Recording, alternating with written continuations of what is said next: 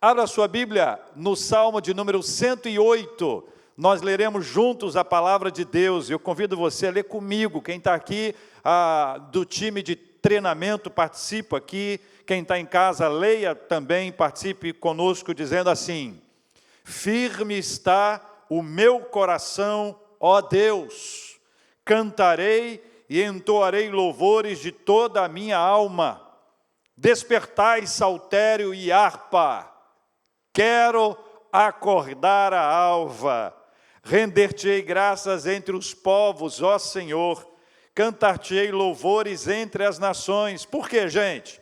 Porque acima dos céus se eleva a tua misericórdia e a tua fidelidade para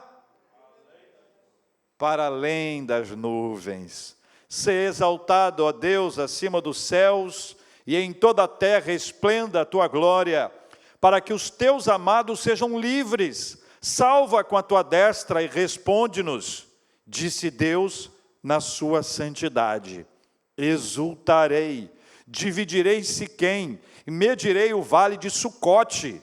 Meu é Gileade, meu é Manassés, Efraim é a defesa de minha cabeça, Judá é o meu cetro, Moabe, porém, é a minha bacia de lavar. Sobre Edom, olha que expressão curiosa, né? Sobre Edom atirarei a minha sandália, sobre a Filístia jubilarei. Quem me conduzirá à cidade fortificada? Quem me guiará até Edom? Não nos rejeitaste, ó Deus. Tu não sais, ó Deus, com os nossos exércitos. Presta-nos auxílio na angústia, pois vão é o socorro do homem. Há uma só voz, irmãos, versículo 13. Em Deus faremos proezas. Por quê? Porque Ele mesmo calca aos pés os nossos adversários. Louvado seja o nome do Senhor. O tema de hoje é: em Deus faremos proezas. Amém, irmãos? Em Deus faremos proezas, é o que nos diz a palavra do Senhor. Para em Deus fazermos grandes proezas, algumas questões são muito importantes e devem ser destacadas para nós agora. Primeiro, firme o seu coração no Senhor. Firme o seu coração no Senhor. Há uma qualidade, gente, a ser buscada e a ser mantida na nossa vida, que é a qualidade da constância, ou a virtude da constância, né? Ela está ligada à estabilidade, à continuidade, à perseverança, à persistência e outros conceitos sinônimos.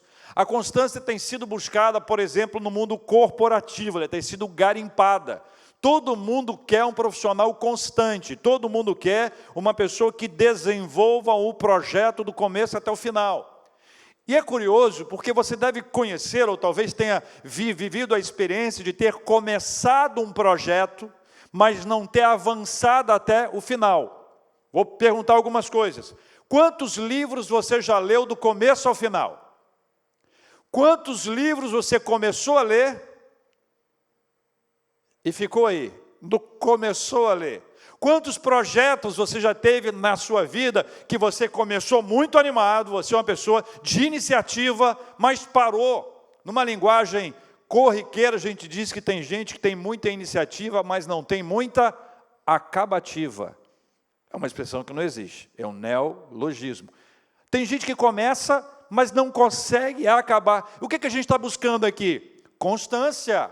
A constância, ela é fundamental para o desenvolvimento de projetos profissionais, ela é fundamental para a nossa vida relacional. Pessoas inconstantes do ponto de vista emocional, elas são muito complicadas, porque hoje ela quer, amanhã não quer, hoje ela quer, amanhã não quer, hoje ela quer, amanhã não quer. Resolva!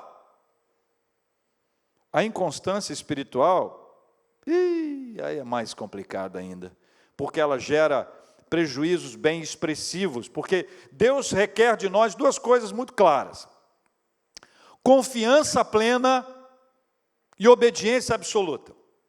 Confiança plena e obediência absoluta. Quando não há confiança plena, há uma confiança parcial. Se é uma confiança parcial, que confiança é essa? Que ora confia, ora não, ora sim, ora não, ora sim, ora não. Obediência absoluta. Eu já ouvi gente dizendo, olha, esse trecho da Bíblia aqui, eu não concordo não. Eu não concordo não. Se não concorda, obedece. Se a obediência ela não for absoluta, ou seja, se a obediência ela não for total, ela não for plena, haverá sempre uma inconstância. Confia, não confia, confia, não confia, obedece, não obedece, obedece, não obedece. Então, esse é um problema que gera para todos nós graves dificuldades espirituais. Nós precisamos passar a viver aquilo que a Bíblia nos desafia. Passamos a confiar sempre e a obedecer continuamente para a glória de Deus em nome de Jesus. Amém, meus irmãos? Firme está o meu coração a Deus. Firme, constante. Firme, constante. Está meu coração a Deus, ou seja, a ideia é que as influências contrárias não vão me tirar do caminho. Eu estou firme, eu recebo bombardeios por todos os lados, as pessoas nos dizem, faça isso, faça aquilo, outros dizem, olha, todo mundo faz. Alguns dizem, olha, a Bíblia é um livro antigo, mudou muito, gente, não tem mais essa história não. Eu sou bombardeado para viver a desonestidade. Eu sou bombardeado para admitir a corrupção como algo possível na minha vida. Mas se você estiver firme no Senhor, ainda que você seja bombardeado, ainda que as facilidades te apareçam, mas se neste caso elas contrariarem a palavra de Deus, a sua resposta será não.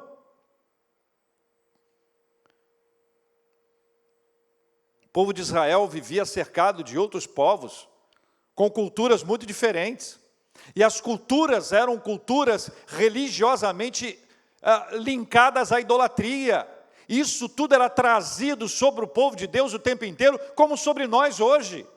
Firme está o meu coração a Deus, firme está o meu coração em Deus. Firme está o meu coração na presença do Senhor, na palavra de Deus, diante dEle. A nossa inconstância espiritual vai dar problema para você e para mim, para todos nós. Algumas lutas vividas por Davi e seu povo, veja se elas se parecem com algumas das lutas que você sofre. Primeiro, lutas que eles viviam lá, tá? Davi que escreve o Salmo. Confiar em si mesmo era um problema. Confiar em si mesmo. Achar que basta a minha força para vencer. Confiar em si mesmo. Segundo, influência religiosa dos outros povos. Quando você lê o Antigo Testamento, você precisa entender uma coisa muito importante. Escuta só. Nós vivemos a construção de um povo para que este povo possa ser estável espiritualmente, para que desse povo nasça o Messias. Algumas coisas que você pode ler hoje, você diz, oh, mas era rígido, hein? Olha como era tempo difíceis, como era bravo. Teve até um teólogo que chegou a afirmar que eram deuses diferentes. O Deus do Antigo e o Deus do Novo.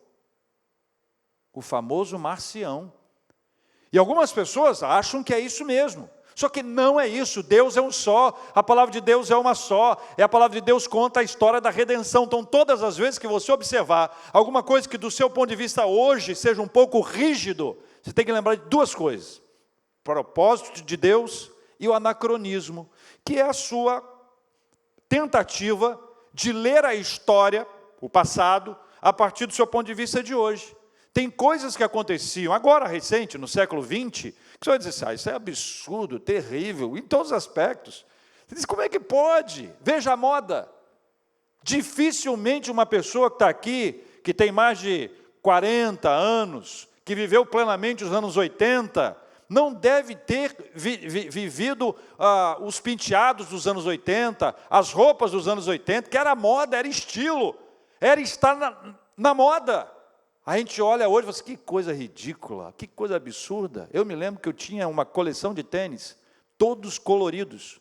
Tinha coleção de calças coloridas, coleção de cintos coloridos, e as camisas eram todas coloridas. Só que não era assim, vermelhão, amarelão, não. Aliás, tem um amigo nosso que gosta muito de amarelo. Ele está aqui entre nós.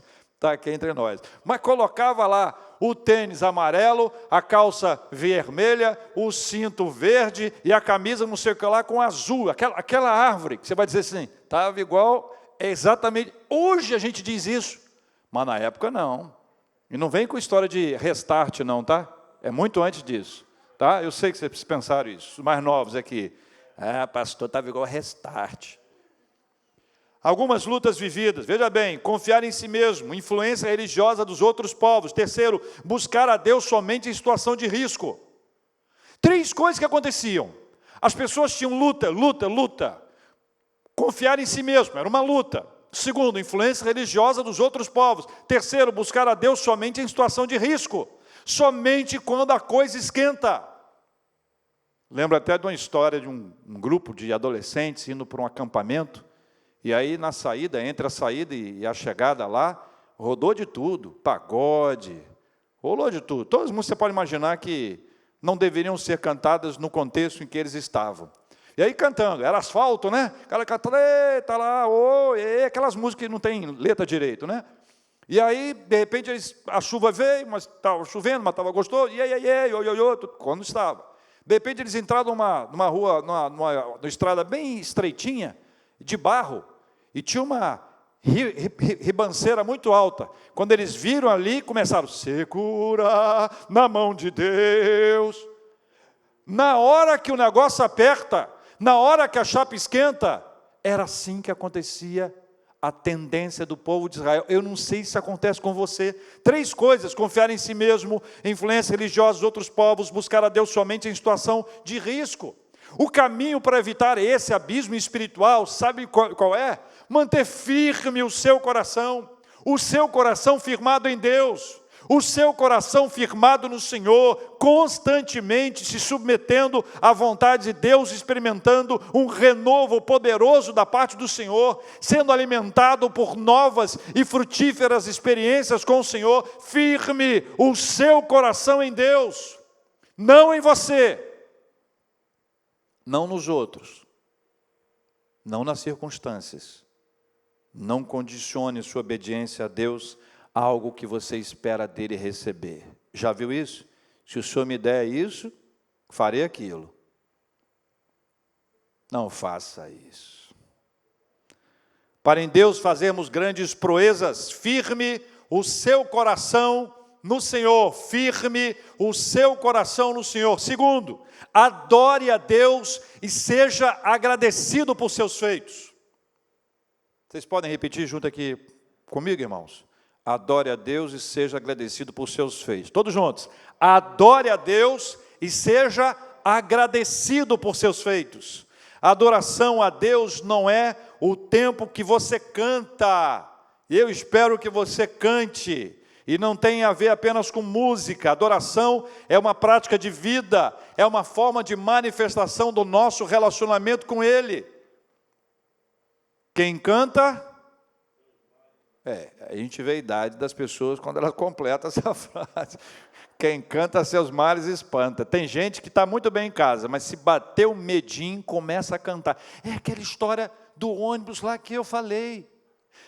A nossa vida é uma vida de adoração ao Senhor. Se você sabe cantar, pelo amor de Deus, não enterre esse talento. Vem cá, eu vou falar para quem está em casa aqui, olha para mim. Mais pertinho aqui, Bruno, mais pertinho, rápido, Bruno, isso, tá bom. É o seguinte, presta atenção. Se Deus te deu talento para cantar, e você esconde esse talento, enterra esse talento, você está errado, está errada, não faça isso. Busque ao Senhor. Busque ao Senhor, adore ao Senhor, solte a sua voz na igreja, solte a sua voz em todos os lugares, adore ao Senhor com a sua voz, com seus instrumentos, com a sua habilidade.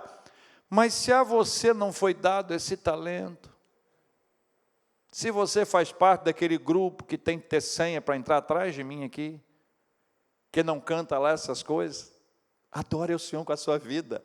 Veja, nós adoramos a Deus de todas as formas, isso é muito importante. Os adoradores são aqueles que são chamados pelo Senhor para adorarem o Senhor em espírito e em verdade.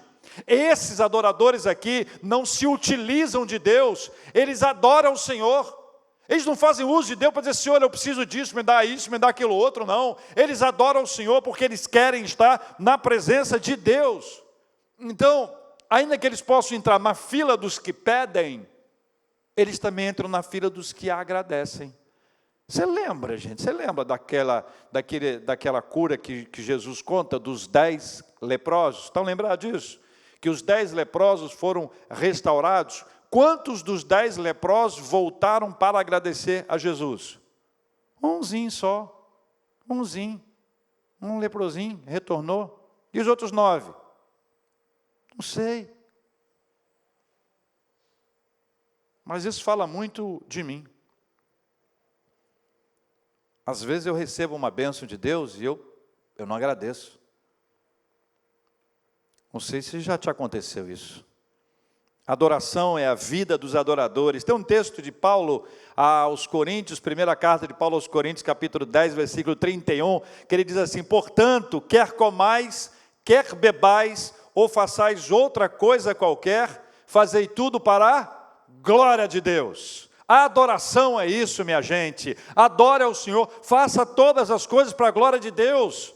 Vai comer um pudim, coma para a glória de Deus. Vai tomar um café, faça para a glória de Deus. Vai fazer um passeio, faça para a glória de Deus. Viva a sua vida para a glória de Deus. Adore ao Senhor com a sua vida. E não faça aquilo que Deus não vai se alegrar se você o fizer.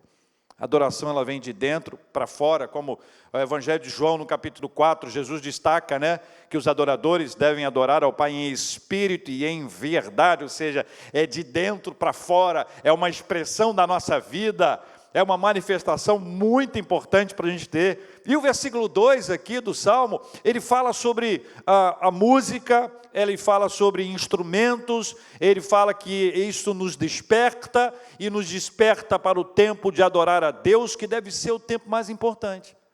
Essa semana, na rádio, um pastor contou, não lembro quem, ele contou que um membro da igreja dele falou assim, pastor, eu estou com uma dificuldade, eu começo a ler a Bíblia e me dá um sono violento. Já te aconteceu isso?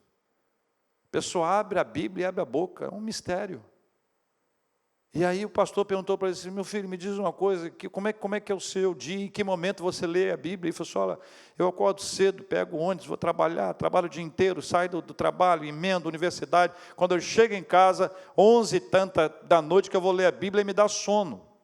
Ué, mas tem que dar sono. Essa é a hora do sono, para quem começou o dia cedo. Dê horário nobre para adoração ao Senhor, dê horário nobre para você estar na presença de Deus, separe o tempo adequado para estar na presença dEle. Veja, o salmista diz, eu quero acordar a alva, eu quero amanhecer ali na presença de Deus, eu quero despertar essa alva, eu quero que o dia saiba que antes dele chegar, eu já estava na presença de Deus e Deus já estava comigo. Eu quero que antes do sol bater a minha porta, eu quero que o sol saiba, Deus já estava ali e eu estava na presença dele. Desfrute desse tempo maravilhoso na presença de Deus. Quem lembra da música Meu Universo? Que sejas meu universo. Que sejas tudo o que sinto e o que penso, que de manhã seja o primeiro pensamento e a luz em minha janela. Não ri não. Adoração é uma comunicação, adoração é uma fala, adoração é uma expressão em qualquer tom, em ritmos diferentes, mas sincero e cheio de gratidão. Adoração é algo que vem de dentro, vai para a glória de Deus. Veja o versículo 3, render-te-ei graças entre os povos, ó Senhor, cantar-te-ei louvores entre as nações. Agradeça a Deus por tudo que Ele te deu. Um coração agradecido é mais feliz. Um coração agradecido valoriza o que tem, o que já recebeu, e confia na providência divina. É óbvio o que eu vou te dizer, mas é um jogo de palavras. Um coração grato não é ingrato. Uma pessoa grata não é ingrata. E essa é a distinção importante. Uma pessoa ingrata, meu Deus do céu, ela vê defeito em tudo, ela reclama de tudo, nada está bom, sabe? Ela amanheceu, o dia está ali, mas está muito quente, não está muito sol, não está com chuva, não está com chuva, está mais ou menos, esse dia está meio borocochô. Reclama de tudo, ingrata, pessoa grata, que sol maravilhoso, que coisa linda. Eu morei em Campinas 4 anos, e todo final de semana eu estava em São Paulo. Eu estava acostumado com o sol do Espírito Santo, céu azul, como o nosso aqui no Rio. E quando eu comecei a ver que o céu ficava cinza, muitas vezes, ao longo de todos os dias, depois de um certo tempo eu passei a me afeiçoar e dizer, que céu cinza maravilhoso.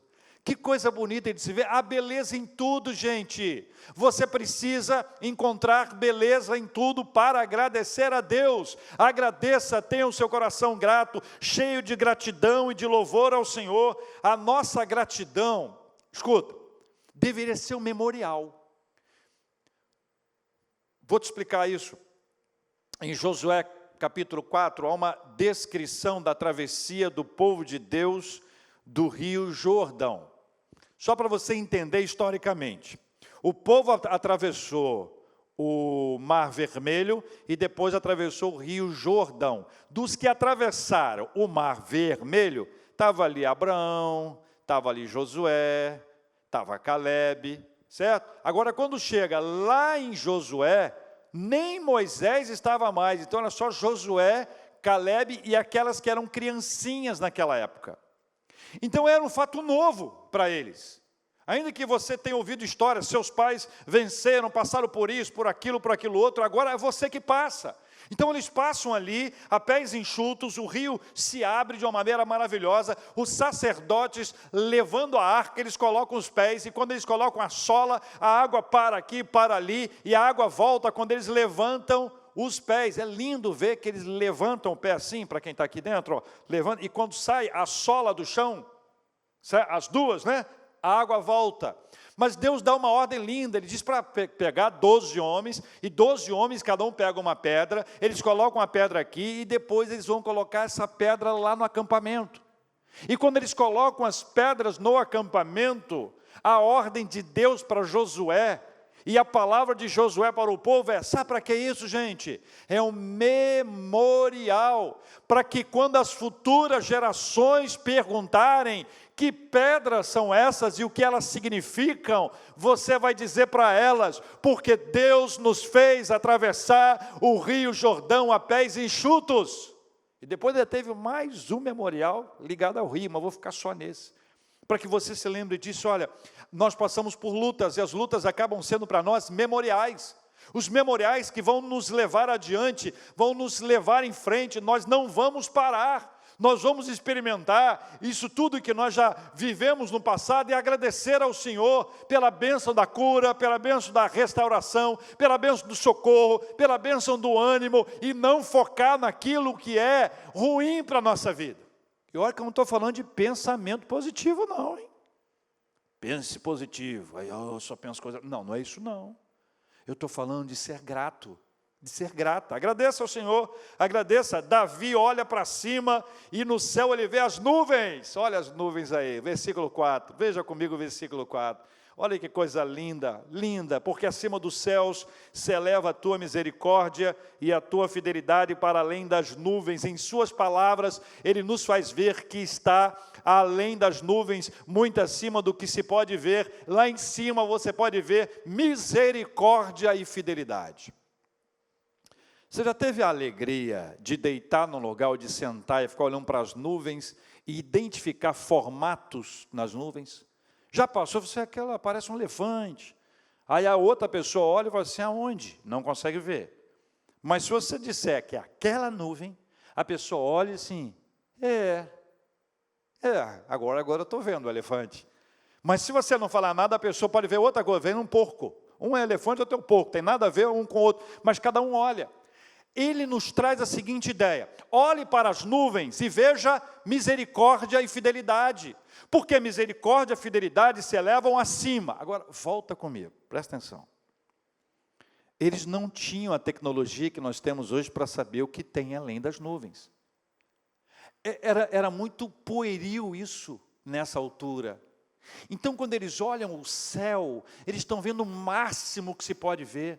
Quando eles olham as nuvens, eles estão vendo o máximo. Então, a nuvem revela essa misericórdia de Deus que vai muito além do que eu possa ver.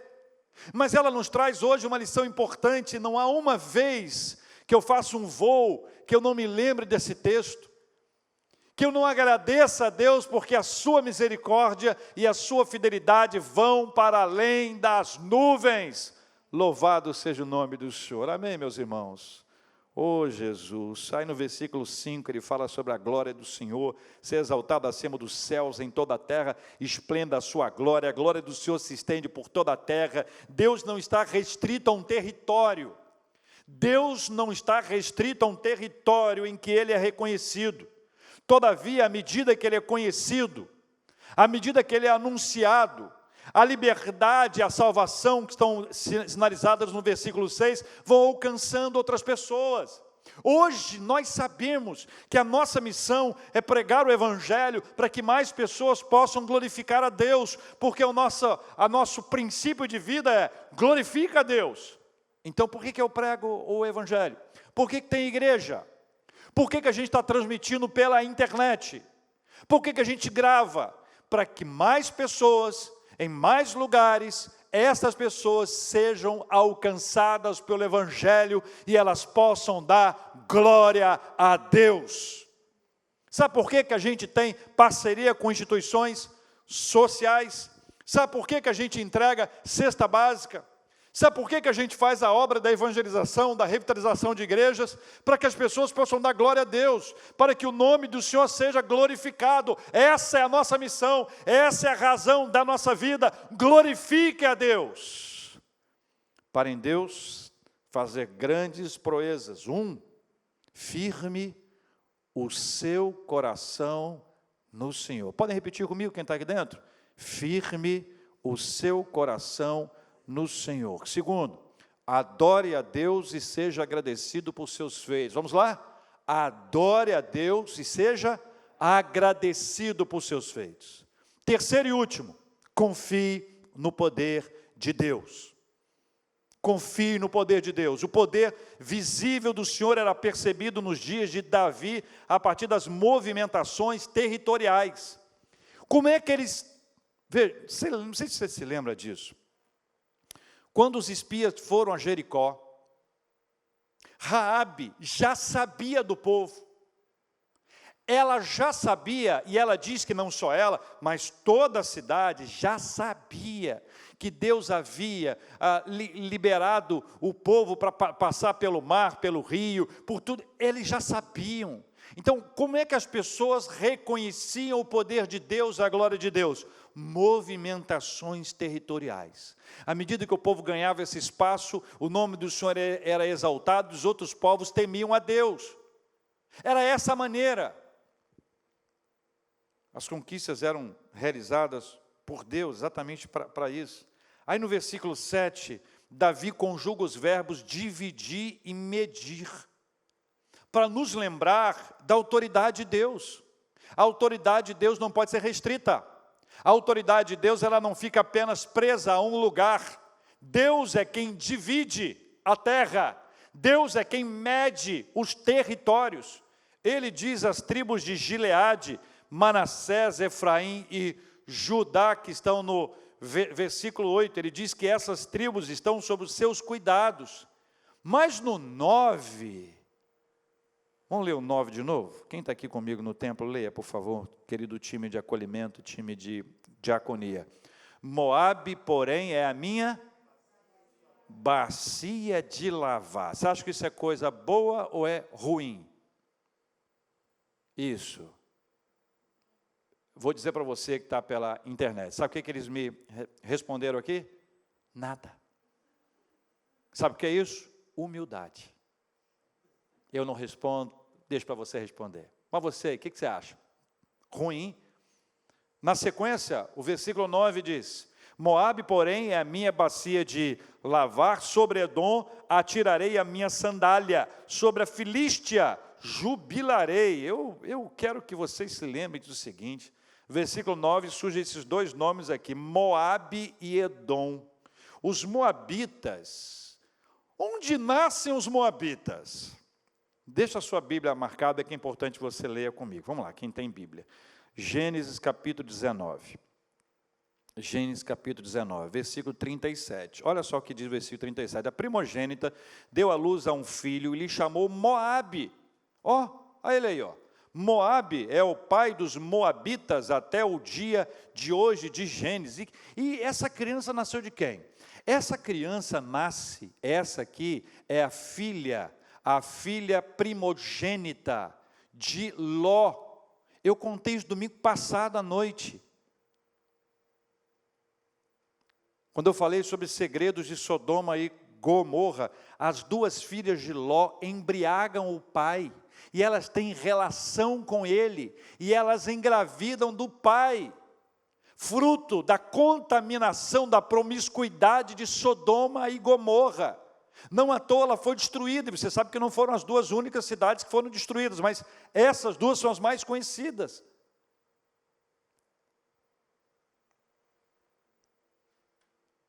Moabe. Os moabitas nascem aí, fruto da cavernosa relação entre a filha primogênita de Ló, que embriagou o seu pai. Os edomitas, quem são os edomitas? Os edomitas são os descendentes de Esaú. Olha o capítulo 36 de Gênesis, caminha um pouquinho aí, 36, versículo 1. Olha ele aí. São estes os descendentes de Esaú, que é Edom. Moabitas e edomitas. Os edomitas são esses que estão aí. Aí você vê que tem um ranço familiar complicado, porque Esaú é irmão de Jacó.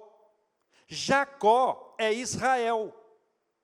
O povo que ali estava são os descendentes de Israel, que acabam entrando em colisão com os descendentes de Esaú. E essa é uma coisa rotineira, gente, rotineira. Além dos filisteus, da Filístia, aí você já conhece as histórias, o tempo inteiro esses povos estão aí, circulando, circundando ao redor, e essas palavras são usadas no sentido de humilhação. Bacia de lavar é humilhação, jogar sandália é posse, o lugar que pisar as sandálias dos teus pés será seu. É esse o significado, o sentido que aí está. Tudo está sob o domínio do Senhor, não de Israel. Israel tem um domínio limitado, o Senhor não. O domínio do Senhor é muito além de qualquer possibilidade. Então, essa é a questão que aí está. Portanto, eu reitero, confie no poder de Deus. Agora, confie no poder de Deus e receba dele o auxílio na angústia. Veja o versículo 12, volta lá para o Salmo. Veja o versículo 12, o que é que diz aí? Presta-nos auxílio na angústia, pois vão é o socorro do homem. Aquele sentimento horrível de angústia que nos leva a imaginar, veja, que nos leva a imaginar os nossos pés afundando num lamaçal, onde nossas forças são perdidas e não sabemos o que fazer. Quando a angústia, diz o versículo 12, quando a angústia ela nos toma, essa ideia de um lamaçal, nós ficamos presos ali e não conseguimos sair mais. Vão é o socorro do homem. Nós pedimos ajuda às pessoas, elas não têm condições de nos ajudar, elas não têm possibilidade de nos alcançar, elas não têm possibilidade de nos arrancar dali. Tudo é perdido, tudo é vão. Todavia, Deus não nos deixa naquele lamaçal. Deus não nos deixa mergulhados na angústia. Deus nos socorre, louvado seja o nome do Senhor. Meus irmãos, versículo 13 é o último versículo desse texto. Diz assim: em Deus faremos proezas. Por quê? Porque Ele mesmo calca aos pés os nossos adversários. É deste lugar em Deus que nós sairemos com Ele para fazer proezas. As proezas do Senhor, não as nossas. Não é proeza que eu invento, que você inventa. Não é fruto da nossa criatividade, das nossas ideias. É fruto da ação de Deus. O Senhor é quem governa. O Senhor é quem dirige. O Senhor vai nos levar para fazer proezas, onde o nome dEle vai ser glorificado e exaltado. É o Senhor quem faz todas as coisas. Neemias, você conhece a história de Neemias, não conhece? Copeiro do rei, deixa lá o reino para poder trabalhar na reconstrução dos famosos muros de Jerusalém, um trabalho muito conhecido, e lá ele enfrenta muitas dificuldades, e muitas mesmo, entre tantas elas, ele precisou lidar com vigorosas lideranças vizinhas, estrelada aqui por dois nomes que se repetem, Tobias e Sambalate. Aliás, Tobias era amonita. Amonita. Amon, pai dos amonitas. É o filho da filha mais nova de Ló.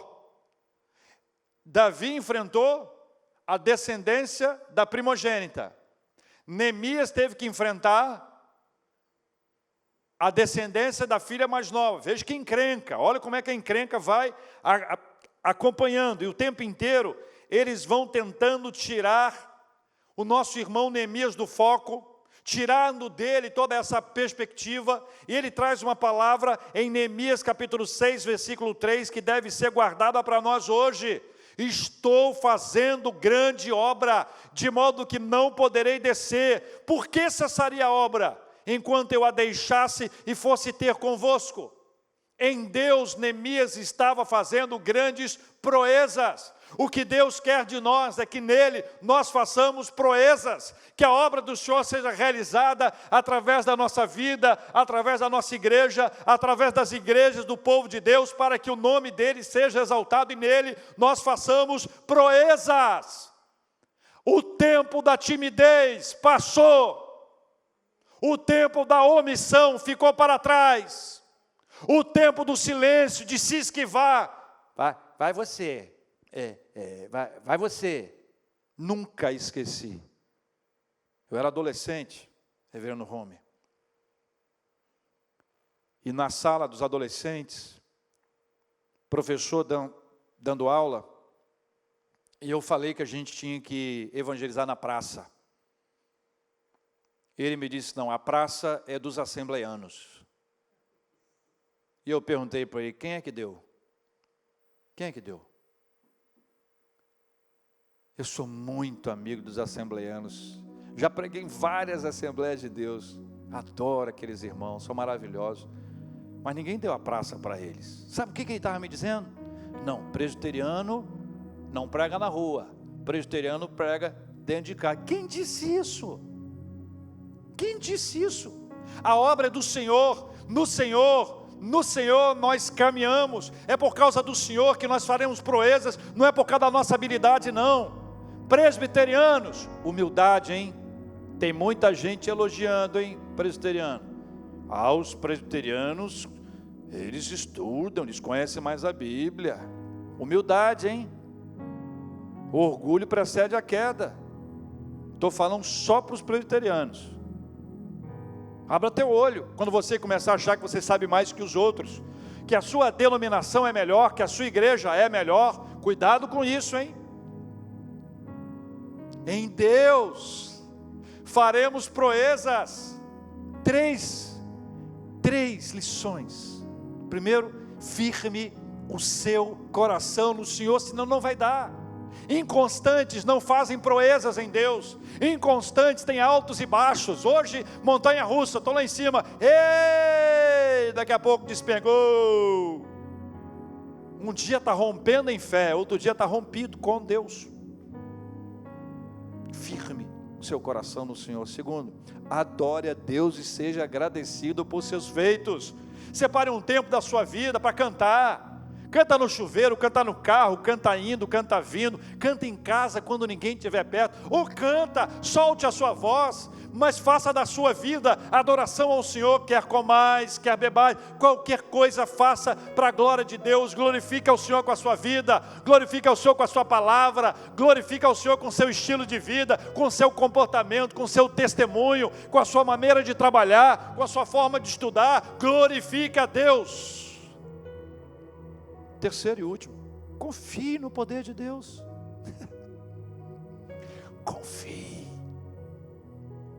Confie no poder de Deus. É tão bom. Eu quero orar com você. Sabe por quê? Porque grandes coisas acontecem, grandes coisas estão por vir. Em Deus faremos proezas. Nunca esqueça disso. Nós não podemos nada. Nós só podemos naquele que nos fortalece, dependemos dele. Para fazer proeza, nós precisamos de Deus. Então coloque a sua ideia em segundo plano, submeta-se ao Senhor, clame ao Senhor, ore ao Senhor, busque ao Senhor, para que o nome dele seja exaltado. A primeira pergunta a ser feita em qualquer projeto que a gente desenvolve na igreja é essa: quem vai ser glorificado? Se for o Senhor, vamos embora, com força, vamos com tudo, anima-te. Louvado seja o nome do nosso Deus e Pai. Vamos orar. Eu sei que você que está aqui dentro hoje, que é do time de acolhimento, time de diaconia, está participando do treinamento com a gente, você que está aqui acompanhando a gente hoje pela internet, em breve presencialmente, nós queremos servir ao Senhor e Deus vai nos levantar para fazer uma grande obra e nós não podemos parar. Para de ouvir Tobias e Sambalate. Para de ouvir o coração que diz: você não vai conseguir, você não vai conseguir, você não vai conseguir. Deixa eu te dizer uma coisa: você não vai mesmo. Quem vai é Deus. Em Deus faremos proezas. Não depende de você e de mim, depende da nossa entrega a Ele, o resto Ele faz. Portanto, firme o seu coração no Senhor, adore a Deus e seja agradecido por seus feitos. Confie no poder de Deus, porque em Deus faremos proezas. Pai, em nome de Jesus, em nome de Jesus, tudo entregamos em Tuas mãos, ó Deus, tudo está em Tuas mãos. Renova, fortalece, restaura, desperta e nos leva a fazer a Tua vontade para a glória do Teu santo nome, Senhor. Não somos dos que se calam, não somos dos que retrocedem, não somos dos que se intimidam. Nós temos a autoridade, nós temos o encorajamento, a ousadia, sob o poder do Espírito Santo do Senhor, e em Deus nós faremos proezas, para a glória do Teu nome, em nome de Jesus. Amém. Grandes coisas estão por vir, grandes coisas vão acontecer nesse lugar.